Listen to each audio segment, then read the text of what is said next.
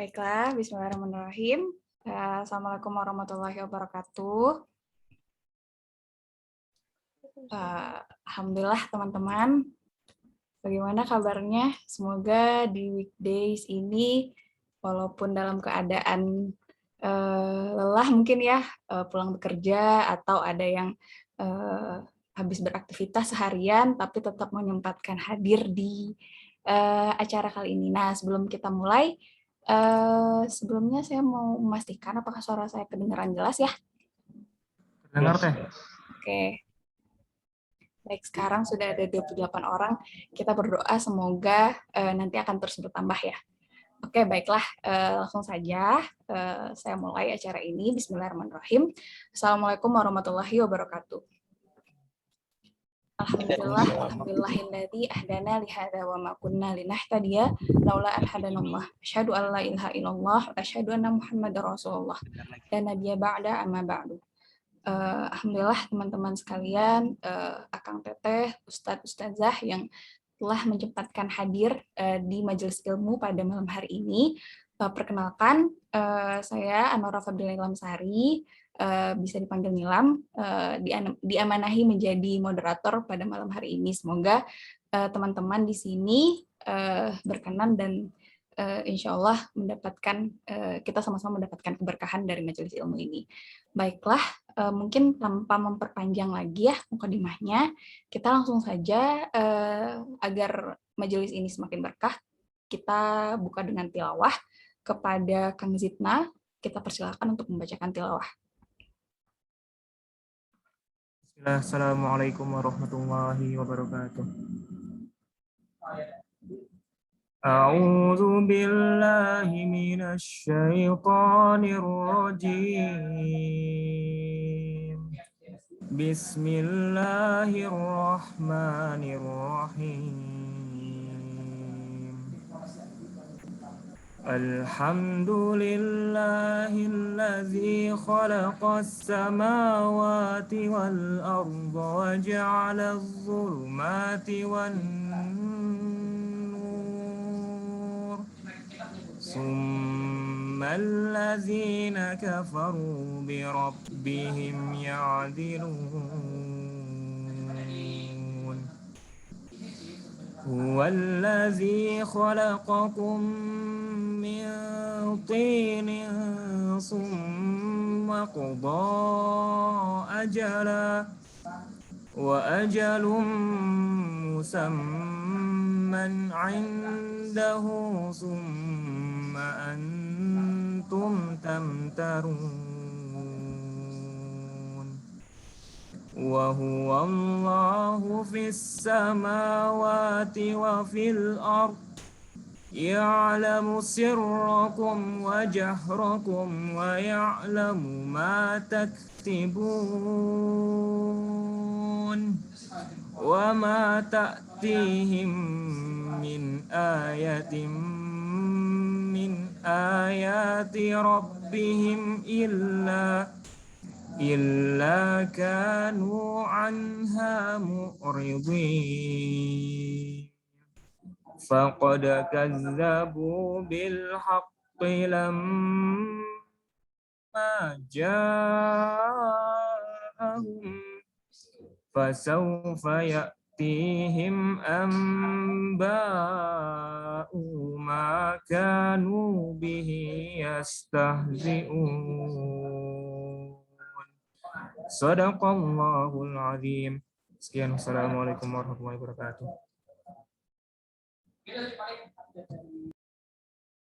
Waalaikumsalam warahmatullahi wabarakatuh. Terima kasih kepada Kang Zidna yang telah membacakan Al-Quran pada malam hari ini. Semoga dengan dibacakannya Al-Quran tadi menambah keberkahan dari majelis kita pada malam hari ini.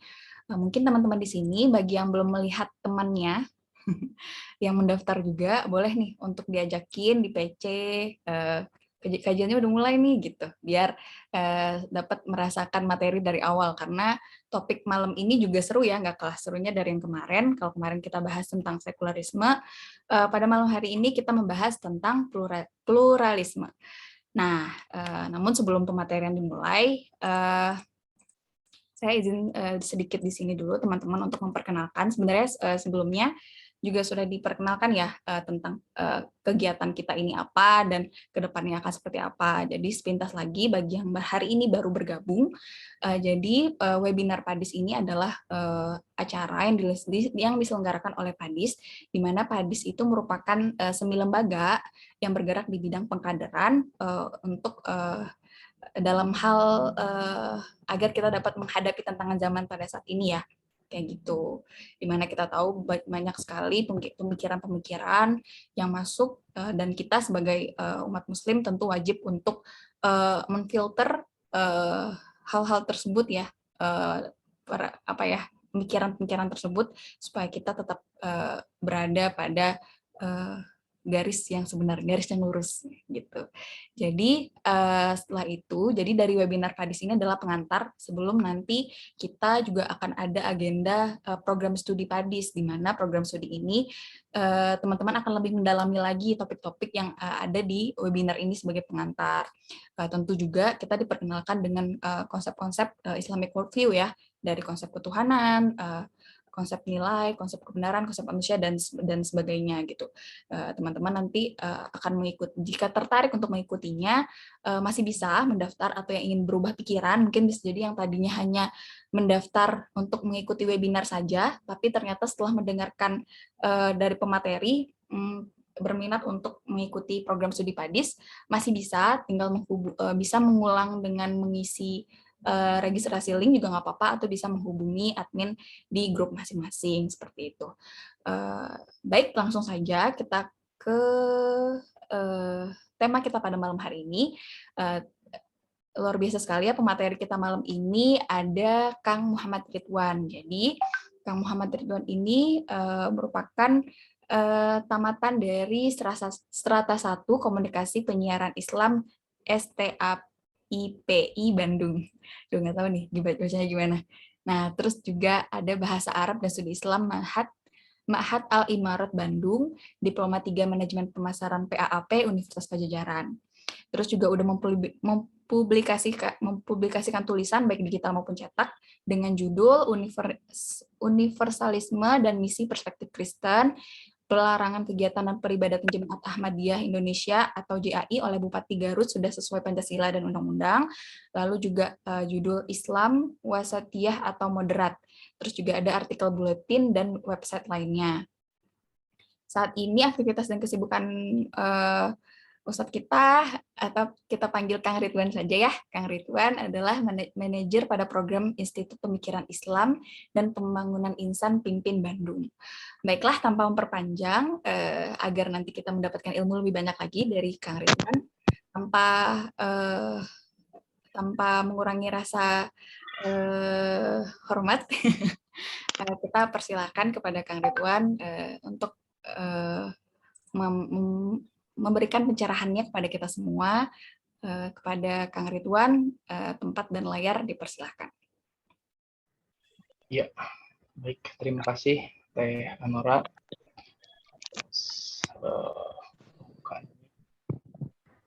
Baik, saya ini share screen dulu ya. Boleh ya?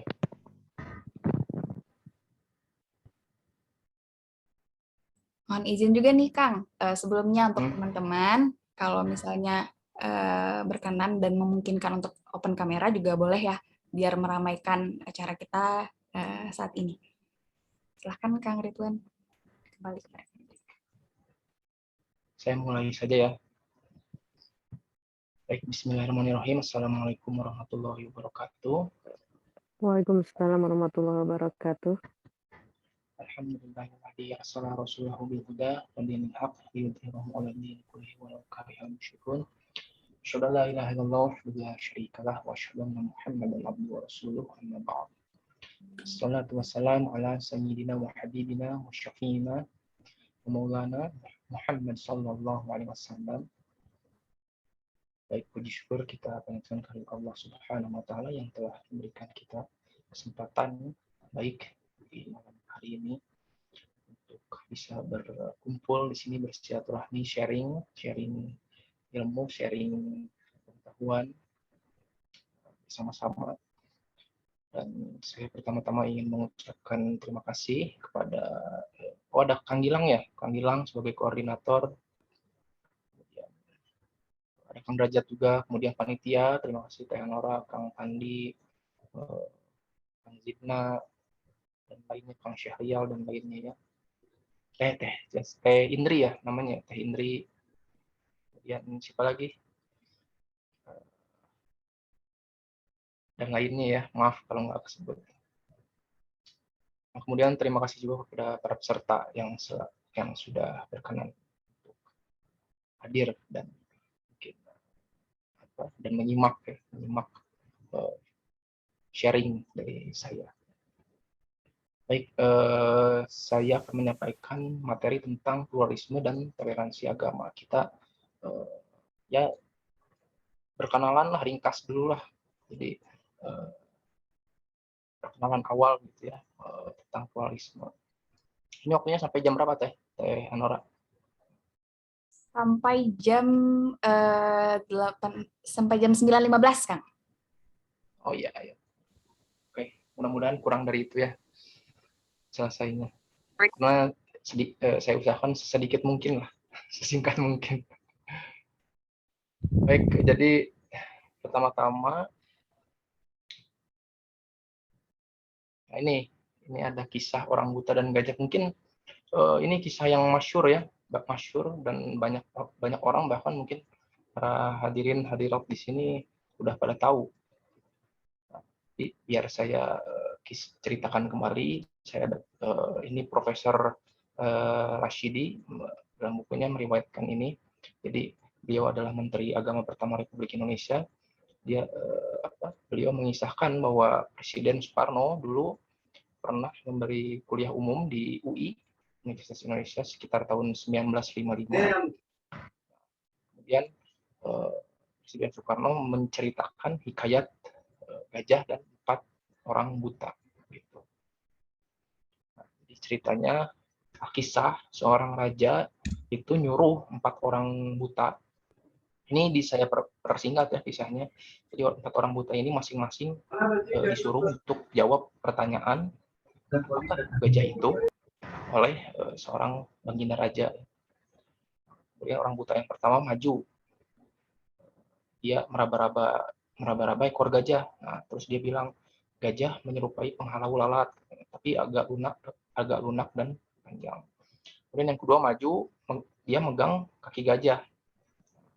Terus dia bilang, gajah itu kaya bambu yang besar, meski agak lunak.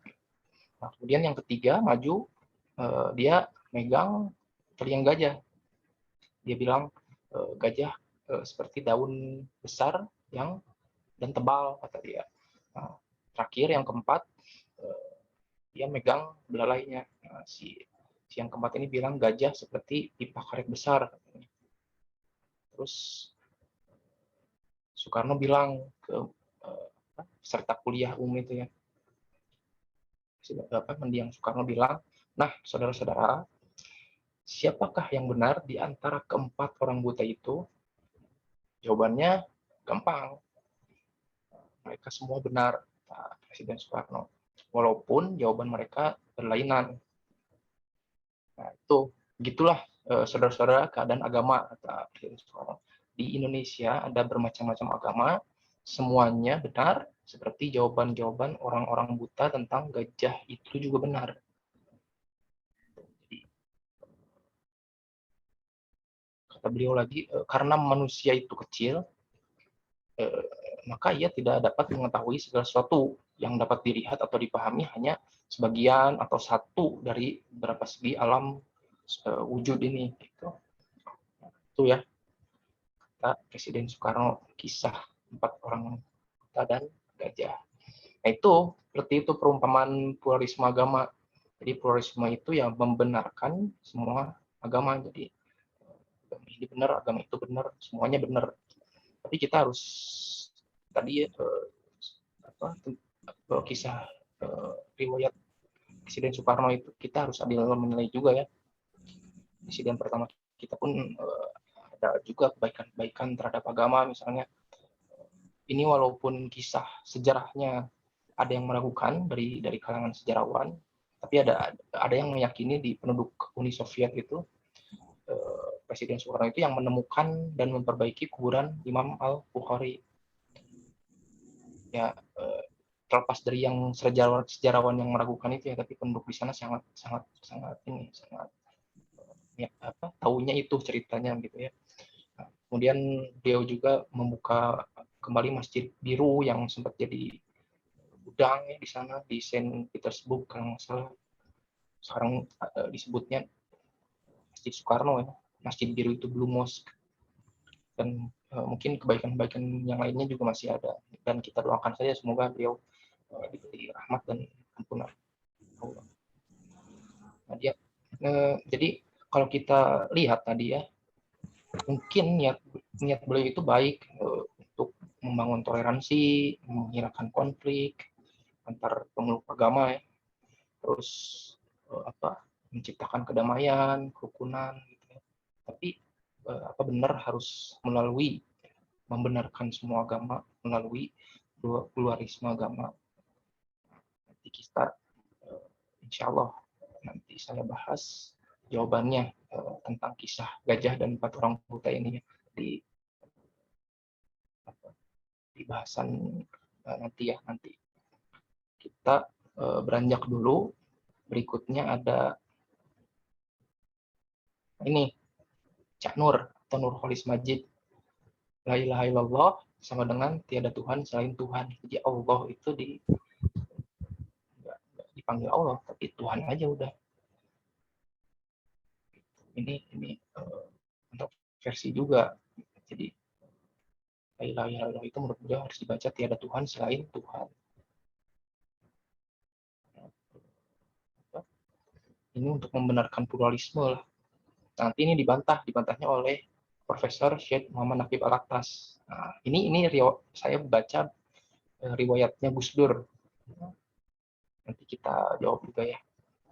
Kemudian ini ada lagi dari beliau, dari Nurholis Majid, Cak Nur, dan yang lainnya yang coba melakukan dekonstruksi dan reduksi terhadap makna Islam. Islam itu memang artinya berserah diri ya. Istislam, aslama, menyerahkan diri.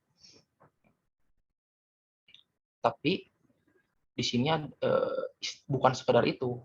Jadi Islam itu dimaknai submission atau berserah diri saja, maksudnya itu seluruh pemeluk agama yang menyerahkan dirinya kepada Tuhan, berserah diri, tunduk, patuh gitu, nggak apapun agamanya, maka dia selamat. Itu mereka mendekonstruksi makna Islam, jadi membangun ulang makna Islam, dibongkar maknanya kemudian diganti yang baru gitu.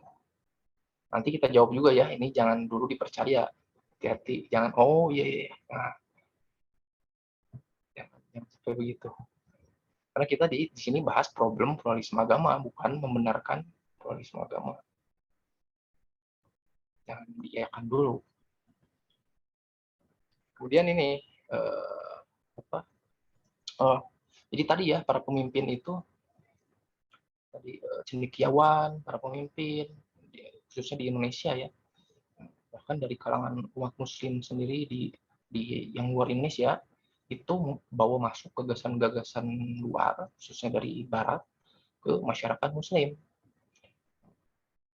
Jadi bahkan untuk membenarkan pluralisme ini banyak cendekiawan yang Muslim, mengaku Muslim, dia itu menafsir ulang ayat-ayat Quran untuk membenarkan ini pluralisme ini. Tapi saya nggak akan bahas di sini, khawatir waktunya terlalu panjang. Nanti itu harus ada bahasan tafsir dan lain-lainnya. Kita di sini nggak bahas itu. Nah, jadi karena yang bicara itu pemimpin, cendekiawan, yang ditokohkan, terus ditambah lagi keadaan masyarakat Muslim saat ini, pendidikan agamanya kan kalau kita lihat paling di kampus seminggu sekali atau berapa SKS, 2 SKS dalam seminggu atau 3 SKS, atau di SD, SMP, SMA itu kan minim. Lagi pula belajarnya apakah akidah yang fardu ain dulu, ilmu fardu ain dulu, atau dulu seingat saya sih nggak ilmu fardu ain semua, itu malah fardu kifayah, sholat jenazah dan lain-lain. Itu sepertinya belum waktunya karena belum menyeluruh ilmu fardu ainnya. Misalnya ilmu akidah, akhlak atau tasawuf, ilmu fikih yang wajib dipelajari itu nggak menyeluruh diajarkannya, tapi diajarkannya yang campur aduk lah, belum teratur gitu ya. Kalau pengalaman saya dulu ya, entah yang lain bagaimana. Nah itu belum cukup untuk menangkal pemikiran produk Barat ini, yang era modern dan pasca modern ini. Jadi akibatnya banyak yang cenderung terseret arus dan terpengaruh gitu. Nah, akidahnya itu ya level SD, mungkin level SMP, SMA belum cukup canggih untuk menangkal arus deras terjangan pemikiran Barat ini.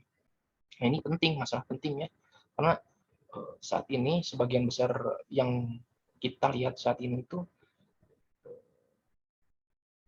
umumnya umat Muslim itu melihat tantangan yang dihadapi itu cuma aspek-aspek fisik, misalnya masalah ekonomi, masalah politik, sosial, dan semacamnya.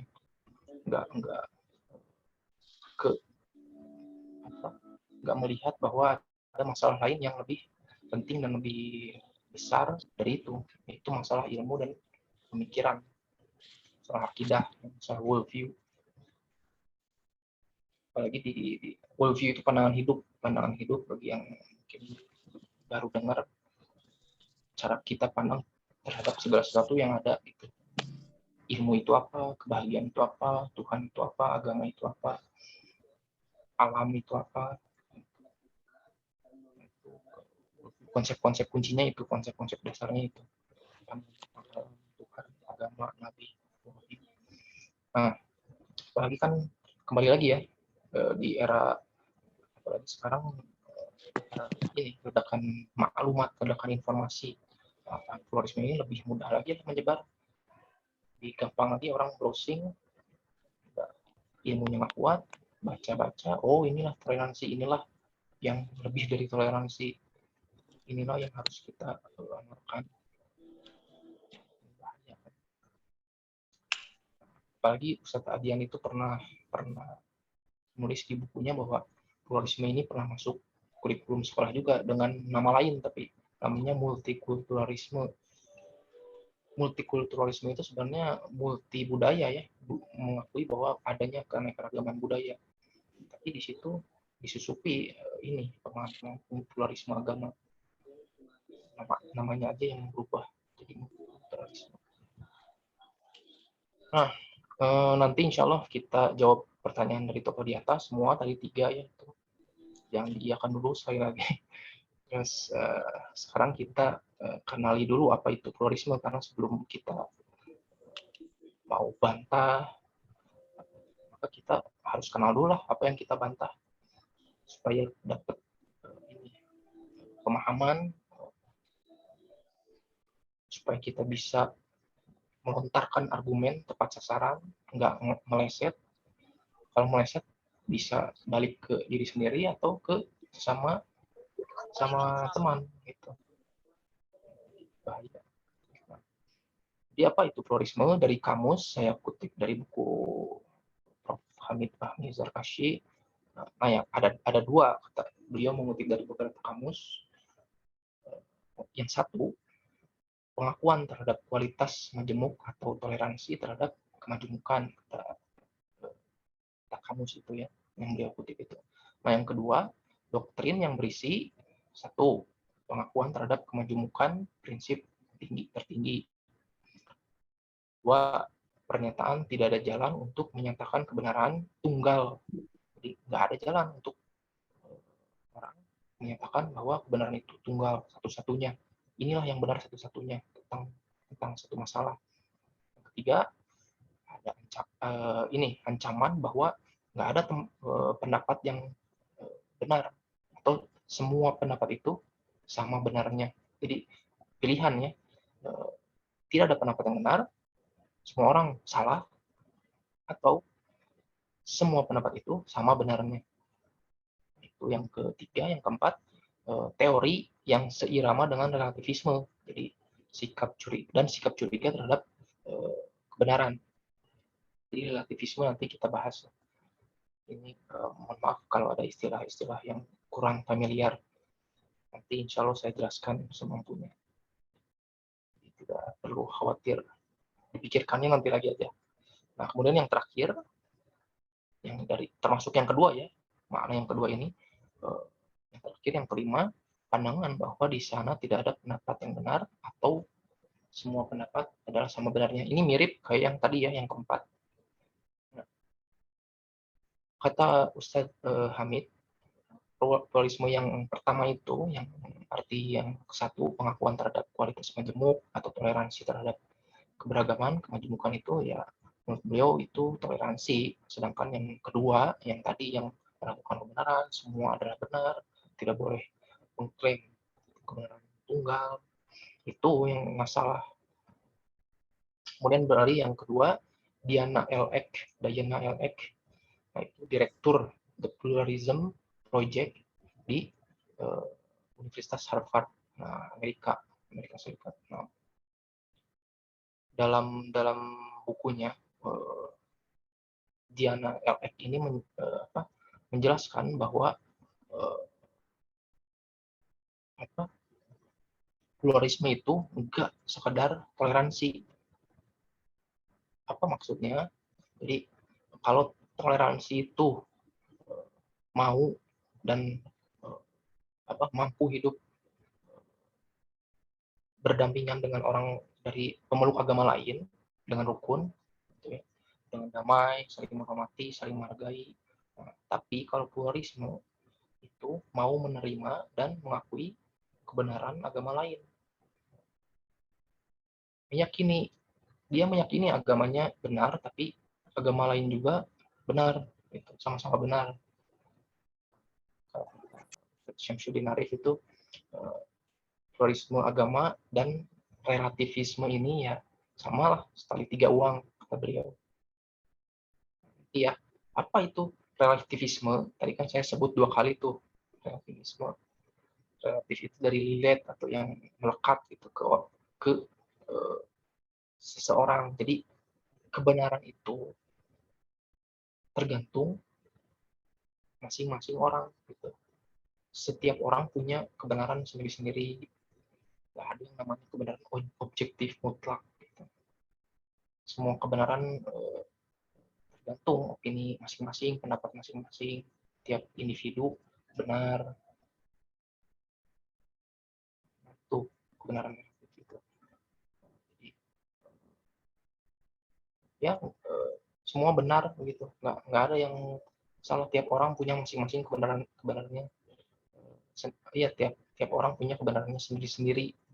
Nah, ini dari kaum sofis dulu, masa penggagasnya itu namanya Protagoras of Abdera. Nah, itu tahun 480 sampai 410 sebelum Masehi. Itu kan maju ya, berkurang sih tahunnya karena sebelum Masehi. Itu salah satunya relativisme kaum sofis ini ya dia pandai ngomong lah untuk mengaburkan kebenaran. Salah satunya relativisme ini dia pakai. Nah, kemudian ada juga dari John Hick. Nah, ini yang paling tenar ini ya dialah John Hick. Dia orang Protestan sebenarnya. Orang Protestan. Kemudian dia yang terdepan lah mempropagandakan pluralisme agama. Kata dia, penganut satu agama itu hanyalah satu dari sekian banyak pemerhati yang memerhatikan suatu objek yang nyata yang sama. Jadi satu objek yang nyata yang sama. Jadi dia nggak boleh mengklaim bahwa cuma dia aja yang benar gitu. Sedangkan dia juga harusnya sadar bahwa orang lain juga sama memandang objek yang sama itu, namun dari perspektif yang berbeda gitu. Jadi dia ada satu di antara sekian banyak orang yang memandang satu objek yang sama itu, tapi dari perspektif yang berbeda, dari sudut masing-masing. Nah, itu kata John Hick itu pluralisme itu. Jadi nggak boleh lah mengklaim agama dia yang paling benar, satu-satunya yang benar, apalagi itu ya. Saya sedikit saja mengutip dari pandangan sarjana baratnya. Kemudian mengapa pluralisme? Kenapa sih barat itu mengusung ide pluralisme? Nah, dia punya kerangka pikir, dia punya pandangan dasar. Pandangan dasarnya apa?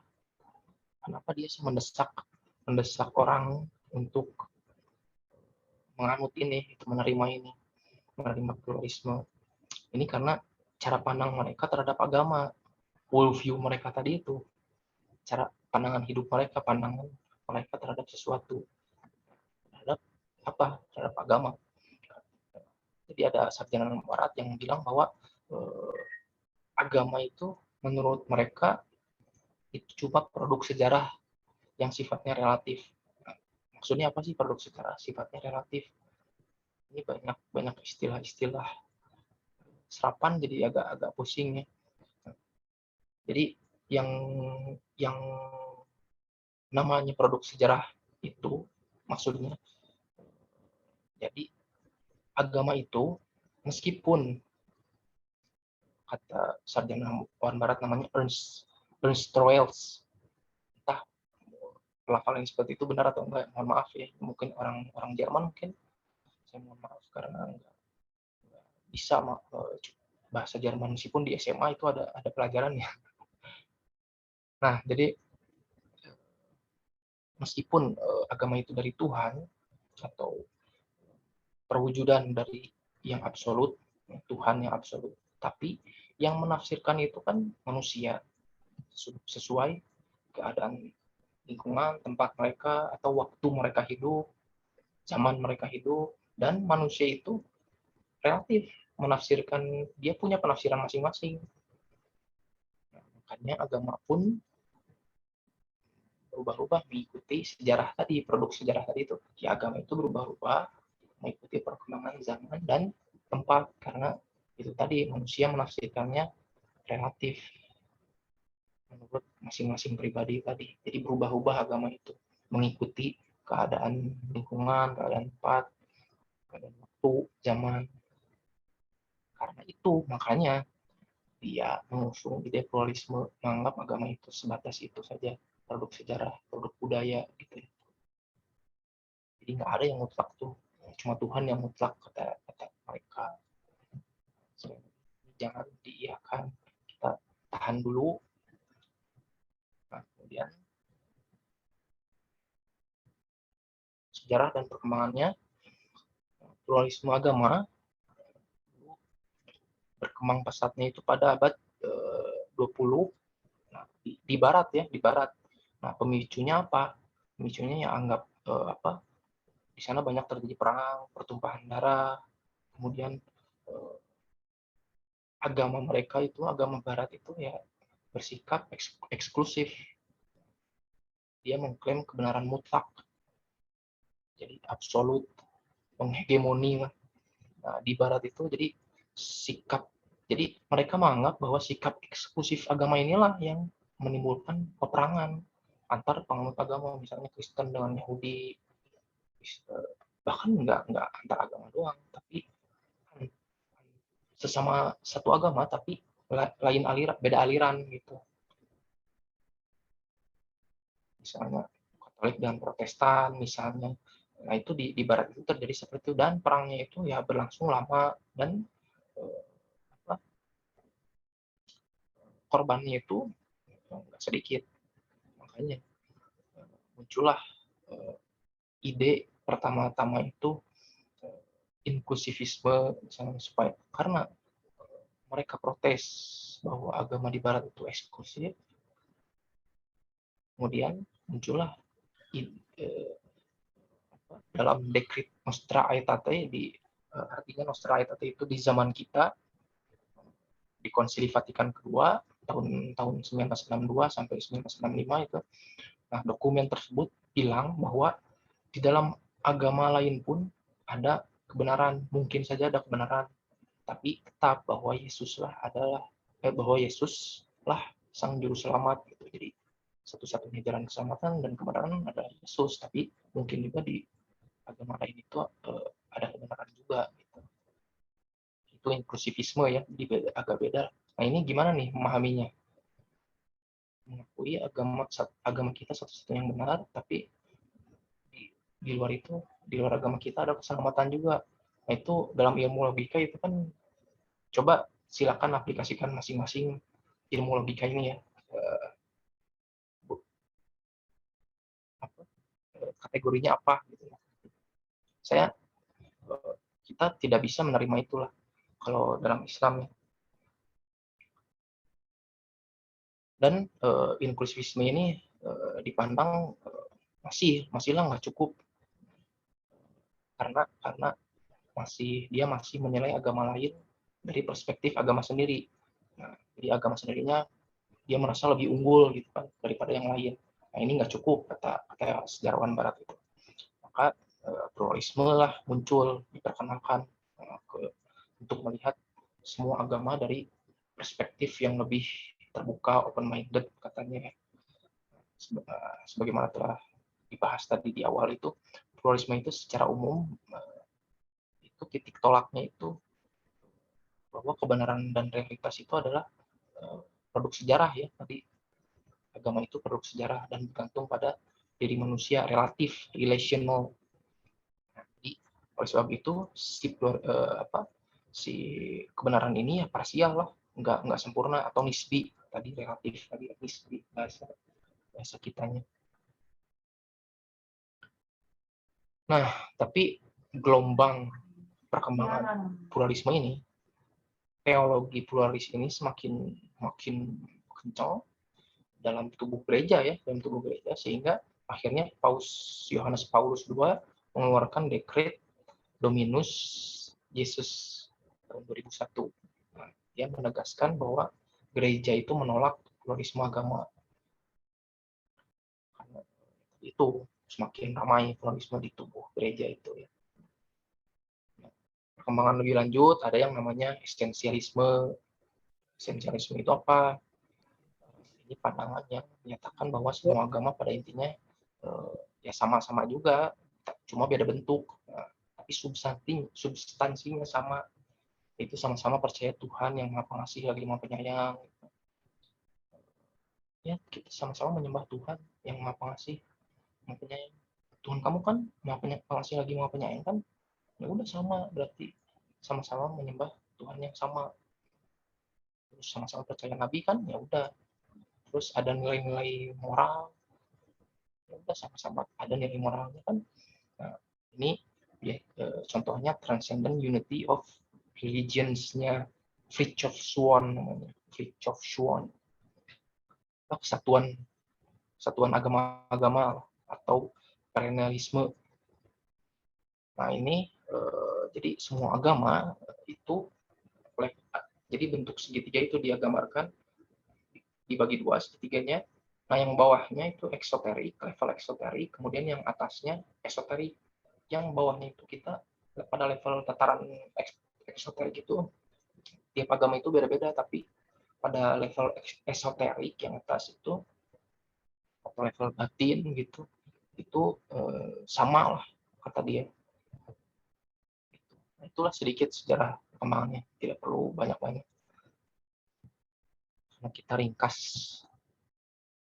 Nah, kemudian problem pluralisme agama kita nanti bahas yang tadi ya, yang kisah gajah tadi, terus dan lain-lainnya. Nah, tadi kan pluralisme itu pengennya itu mendamaikan agama, dia pengen bersikap netral, maunya menciptakan kerukunan, kedamaian. Ternyata tadi itu pluralisme itu ternyata sendirinya itu paham yang eksklusif. Tadinya kan dia mau menghilangkan tuh eksklusivisme di Barat, tapi ternyata dia sendiri menjelma jadi paham yang eksklusif. Kenapa?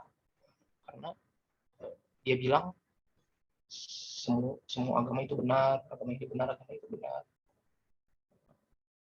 Dan orang yang nggak menganut paham ini, dia bilang, oh intoleran gitu kan, nggak toleran. Jadi dia memutlakkan pendapatnya sendiri. Jadi menganggap bahwa semua agama benar itu ya itulah agama juga itu, agamanya eksklusif juga gitu. Jadi kalau yang nggak meyakini bahwa semua agama itu benar, ya dicap intoleran. Di sinopsis itu bahkan yang bilang ofensif, nggak Pancasilais, gitu. Jadi kan Islam itu ya kita Islam itu nggak boleh maksa pemeluk agama lain untuk menerima Islam, memaksa bilang nih Islam benar, kan kita nggak maksa gitu. Tapi pluralisme ini justru memaksa umat Muslim supaya membenarkan agama lain. Kita nggak bisa, nggak boleh, karena inna dina indallahil Islam, sungguhnya agama yang diterima di sisi Allah itu cuma Islam, dalam surat Ali Imran itu. Nah, jadi kalau kita nggak nerima itu tadi, ya itu kolot ya, pikiran sempit, kaku, nggak modern, nggak maju. Jadi itulah itunya fondasinya itu relativisme itu. Jadi dia bilang semua pernyataan adalah benar, masing-masing orang benar, nggak ada yang salah. Padahal konsep benar itu ya justru karena adanya konsep salah. Dan kalau nggak ada yang salah, kenapa ada yang benar gitu kan?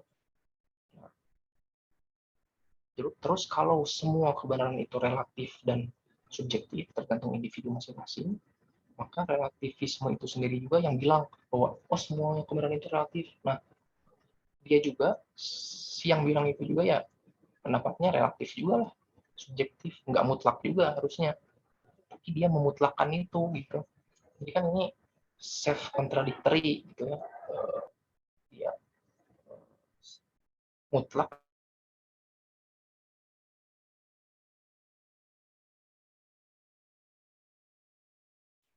Ini nggak bisa diterima oleh logika, jadi nggak boleh ya kebenaran itu seperti itu. Ini putus-putus nggak? Tadi sempat sedikit Kang, tapi sekarang udah enggak. Oh iya. Sip, saya lanjut lagi ya. Nah jadi dan di samping yang tadi itu yang mengatakan kebenaran relatif itu ya tadi nggak konsisten lah, ya. Bertentangan, dia bunuh diri, bahkan yang mengatakan semua kebenaran sama itu dia bunuh diri atau menyerang dirinya sendiri lah. Kalau kata Ustadz Syamsuddin Arif itu dia ini lugu, dia pegang pisau tapi bukan gagangnya tapi badan pisaunya. Jadi si gagang pisaunya mengarah ke lawan, di lawan bisa nusuk dia gitu kan. Jadi senjata makan tuan lah. Nah ini jadi karena kenapa disebut seperti itu, disebut tugu, memegang pisau tapi bukan gagangnya tapi badannya. Ini karena dia itu tadi memutlakkan pernyataannya sendiri, menganggap bahwa padahal kan menganggap bahwa semua kebenaran itu relatif, tapi dia memutlakkan pendapatnya sendiri. Harusnya pendapatnya sendiri itu relatif. Itu ya pusing. Nggak apa-apa, nanti insya Allah terbiasa. Nah, Ustadz Prof. Hamid Fahmi Zarkashi itu di bukunya di Mishkat bilang bahwa pluralisme itu, beliau mengutip Finke dan Stark. Nah, kata Finke dan Stark ini, pluralisme ini menghilangkan semangat beragama, kegairahan beragama. Nah, jadi kalau lembaga dan negara itu lembaga publik dan negara itu nggak lagi mengobarkan kebaikan suatu agama, terus dia malah udahlah masing-masing aja, benar sendiri-sendiri aja. Jadi nggak nggak tidak mengobarkan lagi lah semangat beragama itu. Jadi kebaikan agama itu tidak ditonjol-tonjolkan lagi gitu ya, karena sudah punya masing-masing, nggak boleh menunjukkan ke yang lain gitu kan. Karena konsep dakwah itu jadi hilang, amar ma'ruf nahi munkar itu jadi nggak boleh. Jadi maka pemeluk agama-agama itu akan kehilangan kualitas atau intensitas atau kedalaman keimanan mereka atau kepercayaan kepada agamanya sendiri. Jadi si masyarakat ini keterlibatan terhadap agamanya, semangatnya terhadap agama itu jadi menurun. Itu. Kemudian yang berikutnya, pluralisme agama itu mengakibatkan relativisme moral dan kekacauan etika. Kenapa? Karena moral itu nilai benar moral itu ya tergantung masing-masing individu lah. Anda mau nikah sesama jenis, tergantung masing-masing individu. Nggak ada yang pasti. Terus nilai benar salah itu tergantung masing-masing individu. Saya ngobrol sama teman saya, dia begitu, dia bilang kebenaran itu semua masing-masingnya saja. Terus saya bilang, ya udah, menurut saya bakar orang itu benar. saya ambil korek dia, saya mau bakar kamu. Oh jangan dong, saya udah bakar di tangannya tuh, udah kena pakai korek. Dia nggak mau. Oh, kata saya bilang, kok nyalahin sih? Ya nggak boleh lah, nyalahin kan kebenaran itu bagi saya membakar orang itu ada kesenangan, jadi baik. Karena saya senang, maka itu baik. Kata dia, ya nggak boleh lah. Kata saya, ya jangan nyalahin lah. Nah, makanya ketika seseorang bilang bahwa kebenaran itu semua sama, dia bakal kena batunya sendiri. Dia senjata makan tuan, dia bakal suatu saat menyalahkan orang lain. Mau nggak mau, gitu kan. Jadi nggak konsisten gitu. Nggak logis, absurd namanya. Absurd itu nggak rasional, nggak logis. Ethical chaos. Nah, itu ya sedikit aja. Waktunya 15 menit, 20 menit lagi ya. Ya Kang, Oh, sampai 15 menit lagi. oke. Tadi kita jawab dulu ya yang kisah gajah dan orang buta itu ya. Nah, soal kisah gajah dan orang buta itu tadi ya, yang tiap orang buta megang kupingnya, belalainya, kakinya, ekornya. Ya itulah agama masing-masing, semua benar. Itulah gajah. Itulah semua agama itu benar gitu ya. Kira-kira analoginya begitulah. Yang Soekarno. Jadi Prof. Syamsuddin Arif bilang bahwa perumpamaan 4 orang meraba gajah itu nggak tepat. Kenapa? Karena walaupun secara individu perorangan manusia itu terbatas jangkauan penglihatannya, pendengarannya, pengetahuannya, indranya gitu ya untuk memperoleh kebenaran dan ilmunya terbatas gitu ya. Tapi pada kenyataannya secara kolektif manusia itu bisa mengoreksi, menambah dan menyempurnakan pengetahuan. Jadi secara bersama-sama dia bisa bersepakat gitu. Bisa saling nambahin, oh saya megang ini, oh berarti gajah tuh ini terdiri dari ini bagiannya. Inilah gajah satu kesatuan. Jadi secara kolektif, pendapat kolektif gitu. Jadi, kebenaran itu bisa sempurna. Jadi kata Prof. Syamsuddin Arif, analogi gajah yang dan orang buta tadi itu yang nggak realistis, nggak benar lah. Terus sangat dangkal atau simplitis, terlalu sederhana. Simplisis itu terlalu sederhana, terlalu dangkal sehingga kesimpulannya jadi keliru. Jadi karena menganggap manusia itu nggak mungkin kerjasama, ya, tadi kolektif tadi ya.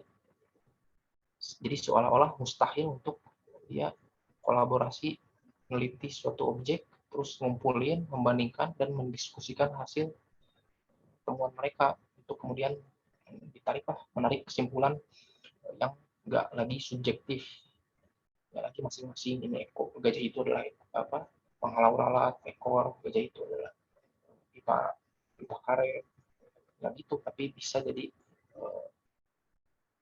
kebenaran objektif atau paling tidak intersubjektif.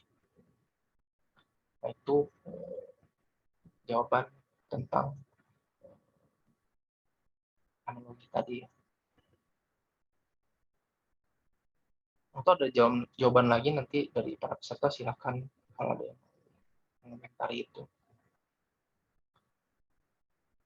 Nah, kemudian jawaban yang pernyataan Cak Nur yang tadi, tidak Tuhan selain Tuhan.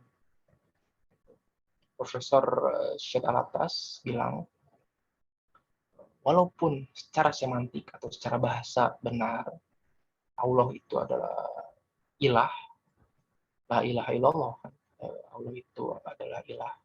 Namun, nama Allah, penyebutan Allah, memiliki nilai yang lebih dan tidak dimiliki oleh al-ilah itu. Tidak ada nilai lebihnya. Di kata Allah itu bernilai lebih dari sekadar Tuhan. Kenapa? Sederhana aja. Allah itu adalah Tuhan yang hanya satu. Tidak mungkin ada Tuhan yang lain yang namanya Allah. Jadi, ia adalah Tuhannya orang Islam semata-mata, sedangkan al-ilah itu atau Tuhannya bisa aja digunakan oleh orang lain, oleh agama lain. Jadi Allah adalah Tuhan dalam keunikannya, sedangkan Tuhan adalah Tuhan dalam keumumannya. Tuhan adalah Tuhan dalam keumumannya. Jadi Tuhan itu umum, kalau Allah itu khusus. Tuhan kita, Tuhan Muslim, ada yang lain, ada di agama lain. Nah, kemudian jawaban bahwa Islam itu adalah agama yang Islam itu maknanya berserah diri. Jadi siapapun yang berserah diri, agama apapun, dia Islam. Kata Ustadz Nirwan Syafrin bilang, benar, Islam itu secara generik ya pasrah, tunduk, tapi nggak berhenti sampai di situ. Islam juga mengajarkan cara dan bentuk ketundukan, cara pasrah dan tunduk itu seperti apa. Jadi caranya ya mengucapkan 2 kalimat syahadat, asyhadu alla ilaha illallah wa asyhadu anna muhammadar rasulullah. Kalau nggak itu ya nggak Islam. Agama lain nggak mengucap itu. La ilaha illallah.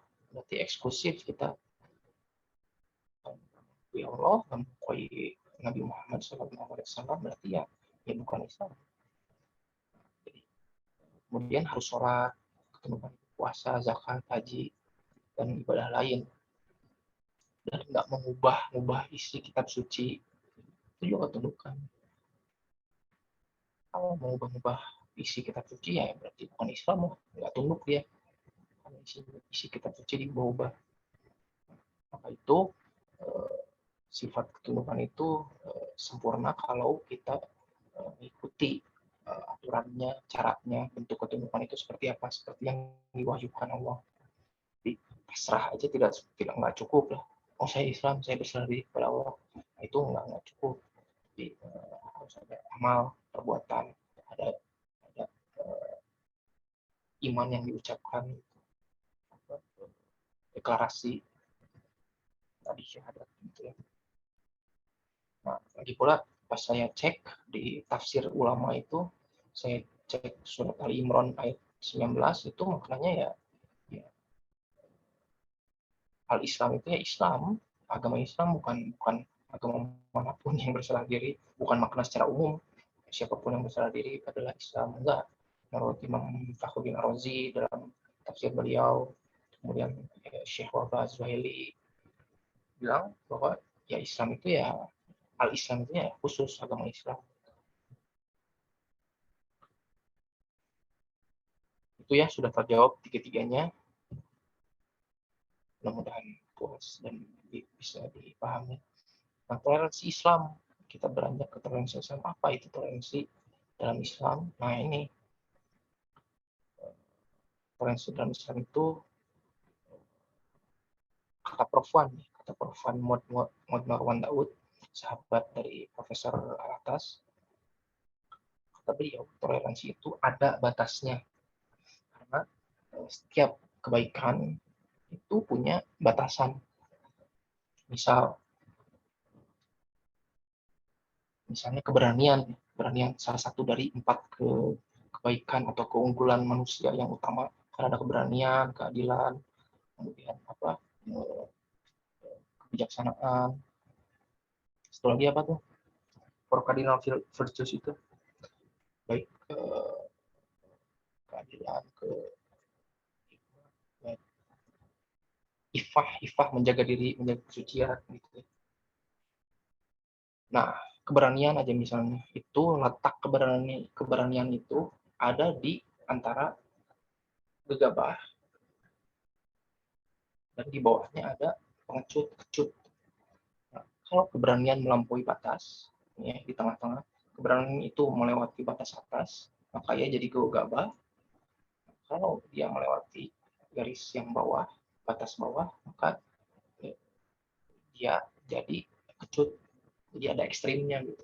Ketika keberanian yang ekstrim itu ya ketika melampaui batas atas tadi, dia jadi gegabah atau berani babi, kemudian melampaui itu ekstrim bawah, batas titik ekstrim bawah ya jadi pengecut.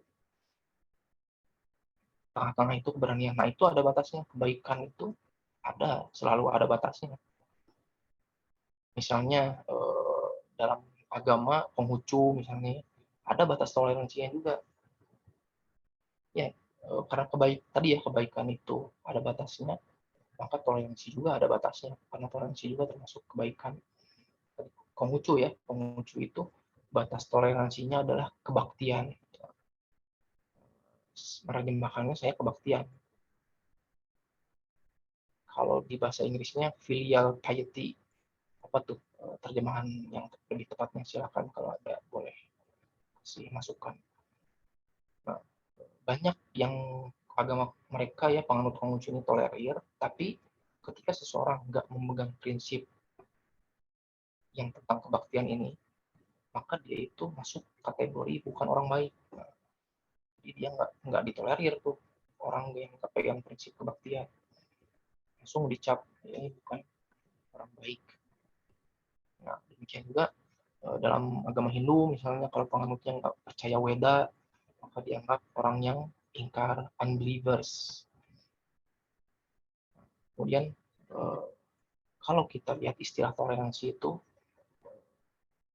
kan serapan ya dari bahasa Inggris tolerance diambil dari bahasa Latin tolerare artinya kemampuan menahan rasa sakit atau kesusahan atau memaklumi orang yang beda kepercayaan atau tindakan membolehkan sesuatu. Artinya kalau di web kamus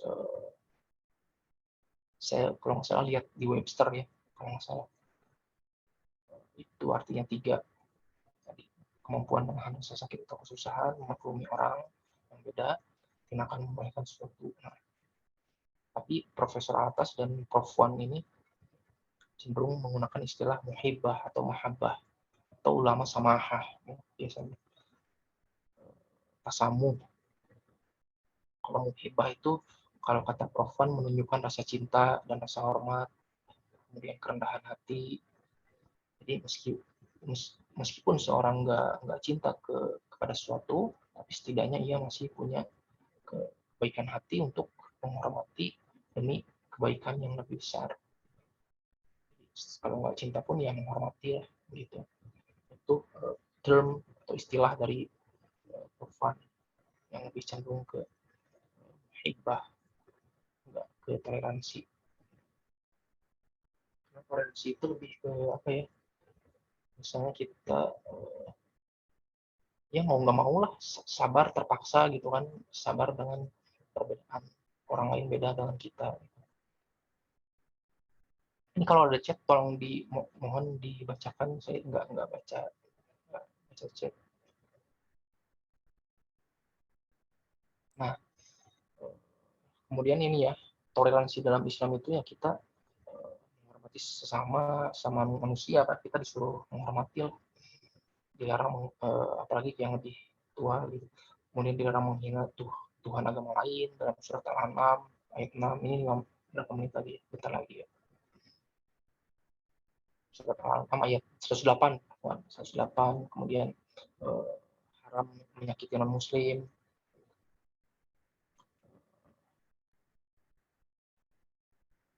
Itu kan ada hadisnya ya. Man ada ahlu dhimmah qad adani ya. Waman adani faqad adallah. Itu ya, siapa yang menyakiti ahlu dhimmah atau orang kafir yang dalam lindungan negara Islam, meskipun sekarang beda konteks ya, beda zaman, tapi itu orang kafir yang damai, yang tidak memerangi kita. Siapa yang, kata Rasul, siapa yang menyakiti ahlu dhimmah, maka dia telah menyakiti Rasul, menyakitiku, kata Rasul. Dan siapa yang menyakitiku, maka dia menyakiti Allah. Gitu. Kemudian di hadis lain itu, siapa yang menyakiti muahid ya, orang kafir juga itu muahid yang tinggal di negara Islam, yang tidak memerangi kaum muslimin, siapa yang menyakiti mereka, maka Rasul itu akan di akhirat itu nanti jadi musuhnya. Kan itu keras ya, melarangnya sampai seperti itu. Jadi haram menyakiti non muslim, kata ulama itu. Kemudian tidak memaksakan kebenaran, tidak memaksakan Islam, la ikraha fid din. Kemudian yang lainnya, dakwah secara bijaksana, mengajak nahi munkar pun kita harus bijak. Kalau orang nggak punya ilmu, nggak punya kekuatan, ya jangan dulu nahi munkar. Nahi munkar itu khusus buat orang yang mampu secara kekuatan, secara ilmu, kekuasaan. Nggak mampu, itu yang lemah, kaum lemah, itu nggak wajib. Jadi kita disuruh dakwah bijaksana, menasihati yang baik-baik, kemudian debat secara sehat, tidak debat, tidak menghina gitu ya, menghina orang lain.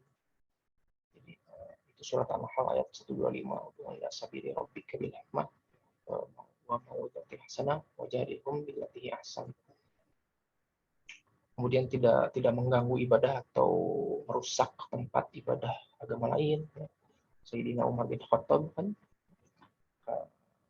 ketika membebaskan Palestina, beliau nggak memerangi, tidak menghancurkan rumah ibadah kaum Nasrani misalnya. Itu kan malah berbuat baik, kita disuruh berbuat baik dan adil kepada pemeluk agama lain selama mereka tidak memerangi. Gitu ya. Jadi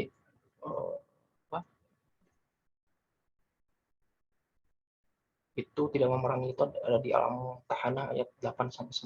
Silakan. Inilah yang membenarkan kita untuk bersikap eksklusif. Jadi kita memegang kebenaran eksklusif, meyakini bahwa agama kita satu-satunya benar, tapi sekaligus juga kita tidak berbuat zalim kepada orang lain, tidak menindas. Dan kita bisa tetap toleransi, gitu kan, berbuat baik, berbuat adil, tanpa menganut pluralisme gitu. Jadi kita berkeyakinan bahwa agama kita lah satu-satunya yang benar. Agama lain salah, tapi kita terhadap pemeluk agama lain itu ya bertoleransi. Hibah tadi.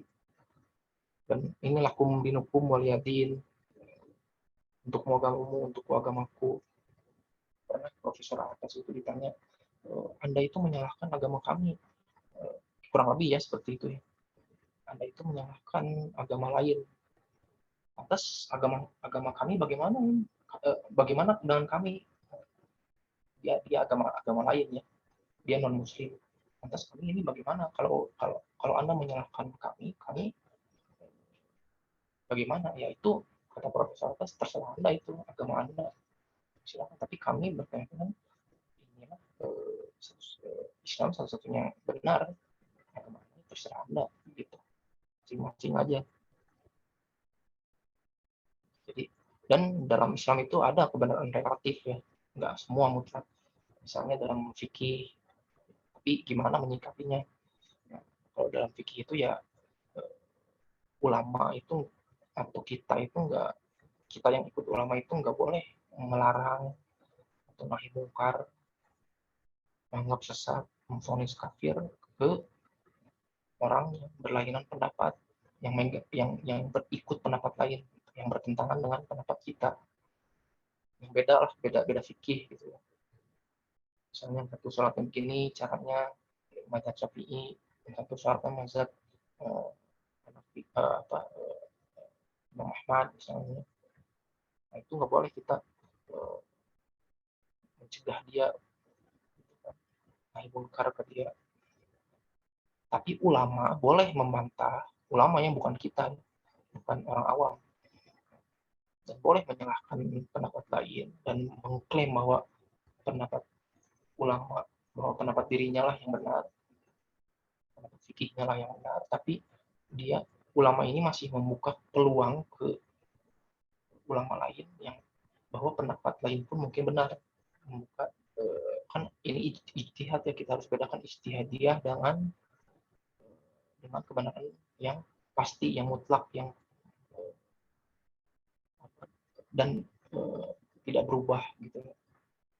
Karena kalau dalam fikih itu biasanya ada juga sesuai kondisi, tempat, waktu, zaman gitu, ada perubahan, kadang ada perbedaan.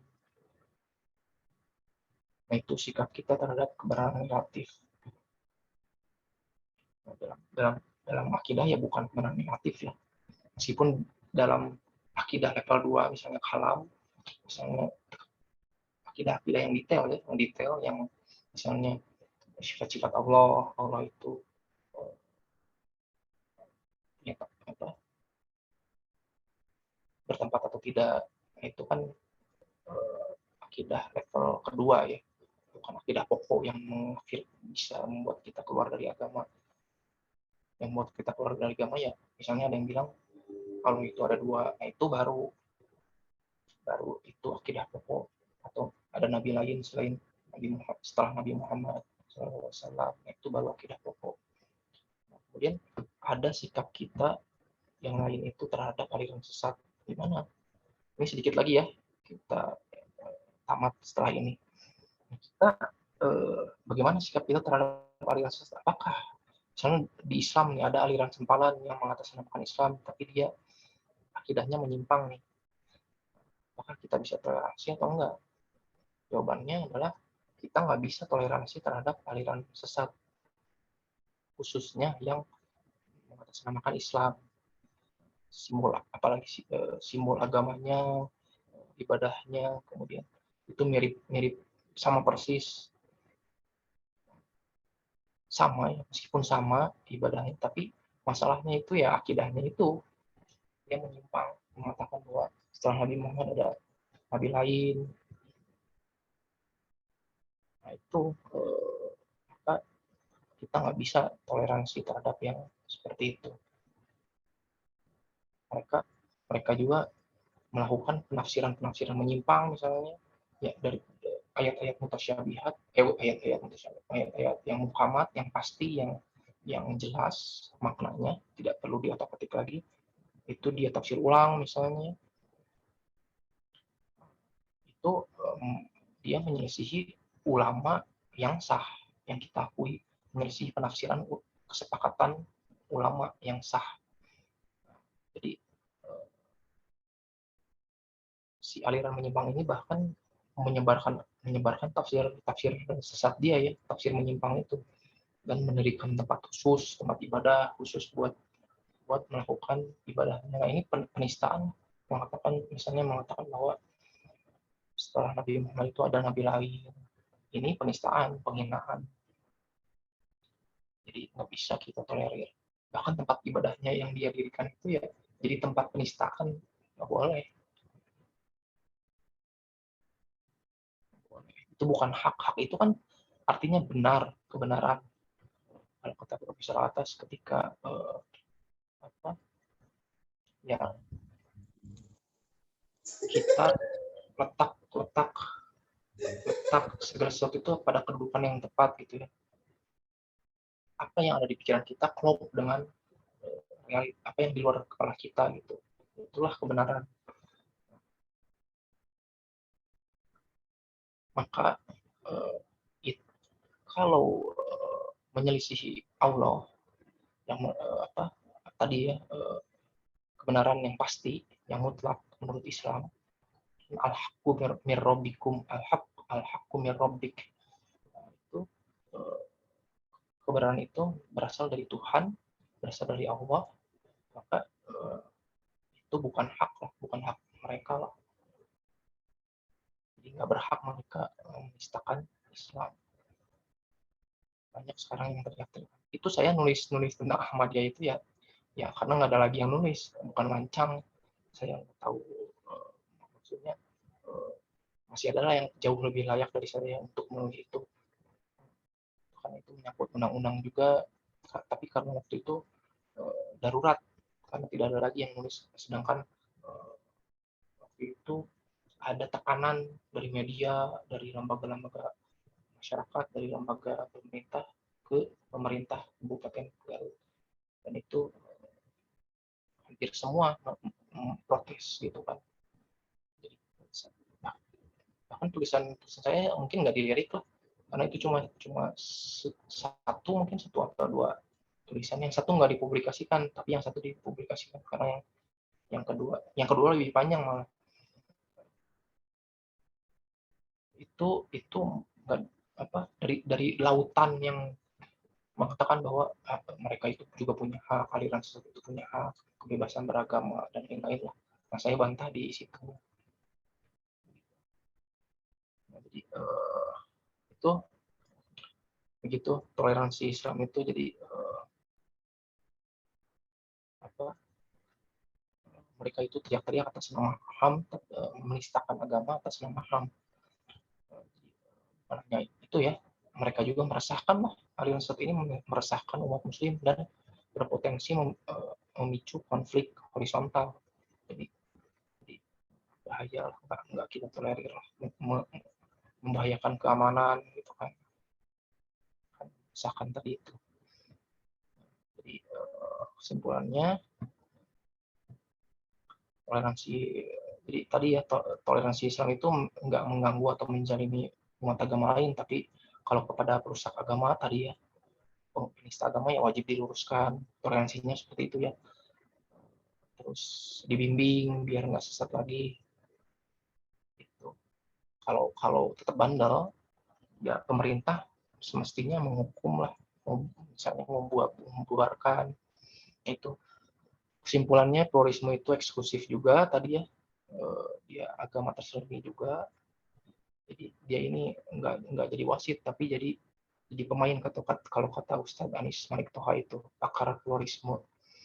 Nah, dan absurd tadi ya, nggak logis, kontradiktif. Dan toleransi Islam itu yang menghendaki keadilan itu, yang adil. Kita bisa mengklaim agama kita satu-satunya yang benar, tapi di sisi lain bisa berbuat adil kepada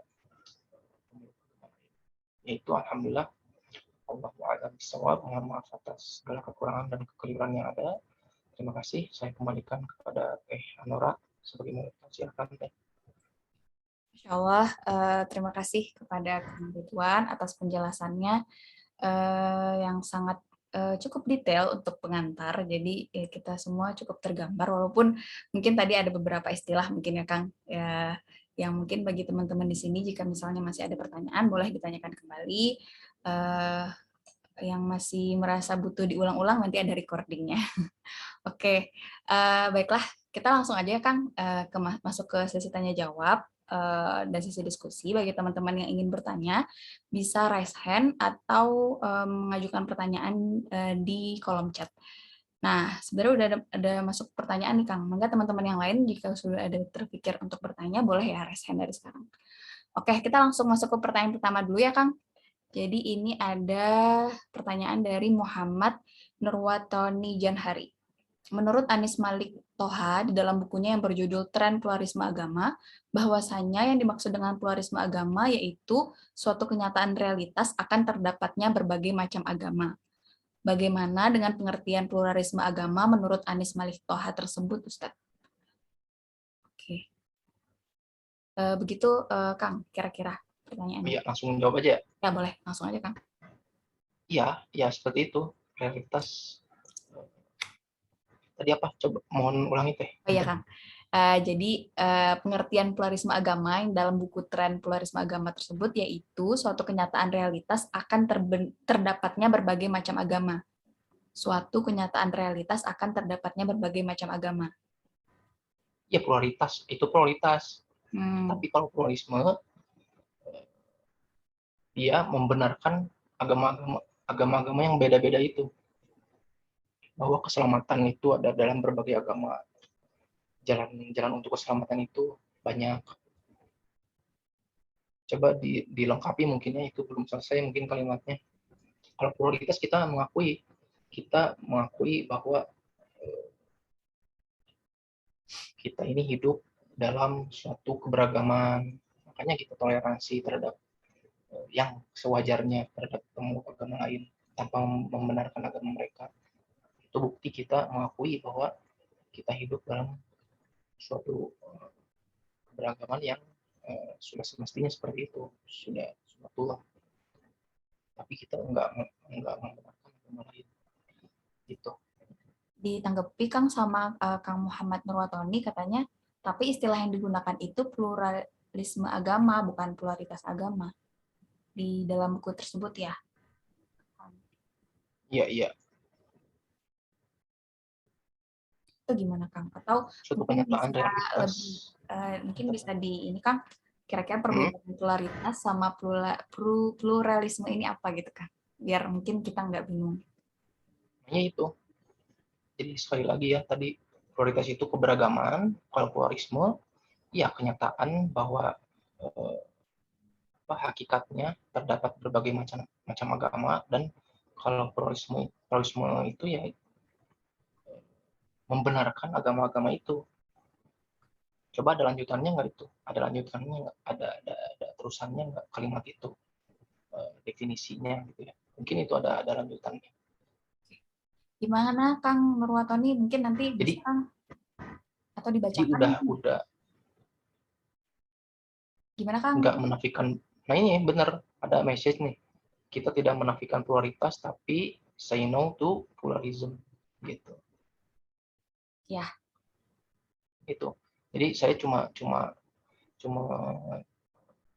menyarankan itu aja, tadi ada lanjutannya nggak itu si kalimatnya dari buku Ustadz Anis itu.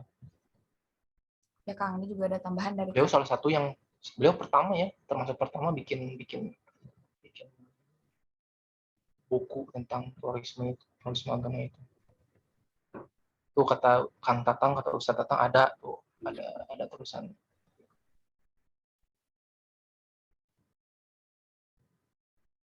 Nah Kang, ini Kang. Ya, pluralisme betul. Istilahnya memang pluralisme, tapi ada lanjutannya. Coba lanjutannya dibaca. Mungkin Kang Nurwatoni bisa membacakan lanjutannya dari kalimat tadi.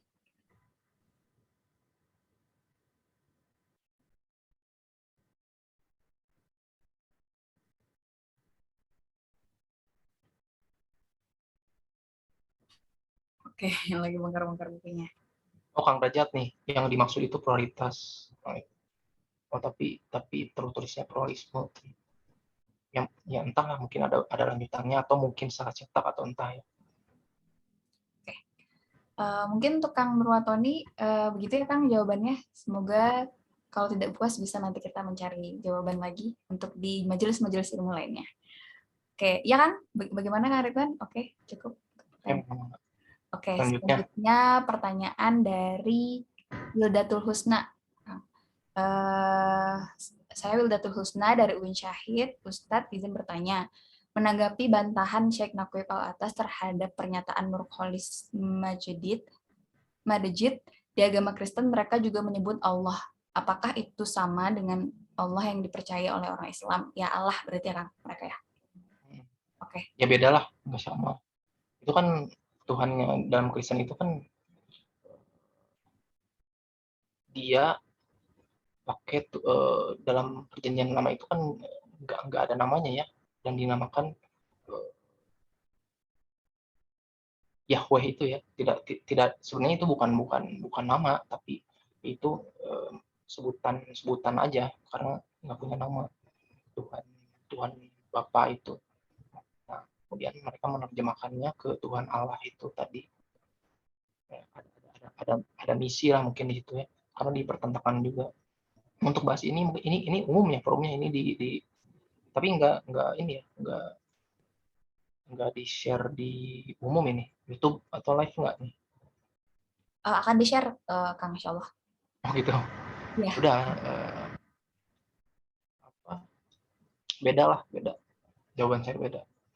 Karena Tuhan dalam Kristen itu kan namanya juga beda, bukan Allah. Yehova, Yahweh, dan perjanjian lama Yahweh, Yahudi sama kan dia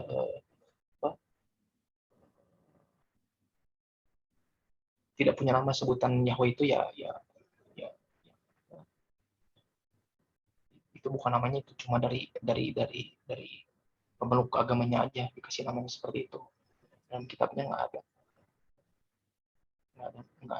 secara jelas menyebutkan nama. Jadi yang saya bisa sampaikan seperti itu saja. Oke, Kang. Di Malaysia itu ditentang kan terjemahan Bible dalam Tuhan mereka disebut Allah itu kan ditentang karena sama dengan Islam gitu kan, namanya beda. Silakan, ada lagi. Tadi ini Kang, saya dapat masukan dari Kang Tatang Khairuddin. Beliau mengirimkan screenshot yang tentang penjelasan tadi ya. Ya izin membacakan ya Kang. Ya. Jadi di sini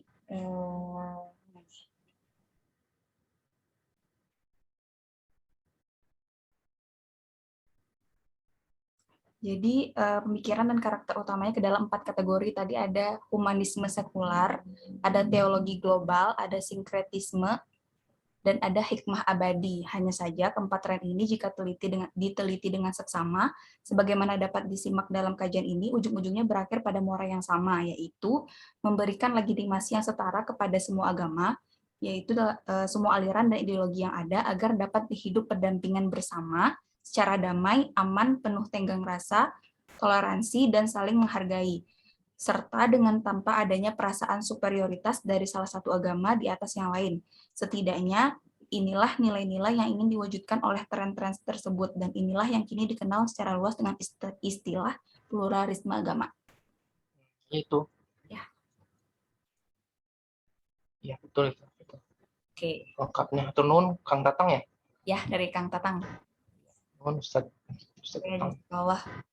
Ustaz. Oke, selanjutnya kita masuk ke pertanyaan lagi ya, Kang, yang lain. Enggak.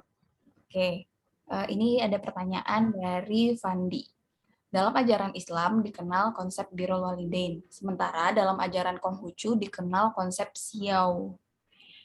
Keduanya merujuk pada perbuatan berbakti kepada orang tua. Pertanyaannya, persamaan itu apakah itu termasuk dalam ranah eksoterik atau esoterik? Bagaimana menjawab bantahan semua agama mengajarkan kebaikan? Dalam kasus ini, apakah dibantah dengan beda dasarnya atau pandangan dunianya? Gitu kurang lebih. Ya. Kita itu nggak kenal esoterik ya. Itu buatan mereka aja yang penganut transcendent unity of religions itu ya. Katanya meskipun bisalah dipahami ya, diandaikan seperti itu ya. Nah, itu ajaran seperti itu ya, itu termasuk ajaran yang luaran lah. Ada kan yang bilang sekarang semua agama itu nggak mengajarkan membunuh, nggak menyuruh pemeluknya membunuh orang lain, nggak menyuruh mencuri, nggak menyuruh memperkosa. Maka semua agama itu mengajarkan kebaikan. Itu kan yang beredar di masyarakat. Nah, apakah benar seperti itu? Nah, kita ceklah. Yang paling penting bagi kita itu apa? Ya tauhid. Bagi orang muslim itu tauhid, dan Tuhannya harus benar, Allah, tauhidullah. Kalau agama lain, kalau suatu agama enggak mengajarkan tauhid dan menyembah Allah, apakah dan malah menyuruh kepada menyembah Tuhan selain Allah, apakah itu baik? Ya enggak lah, nggak bisa diterima.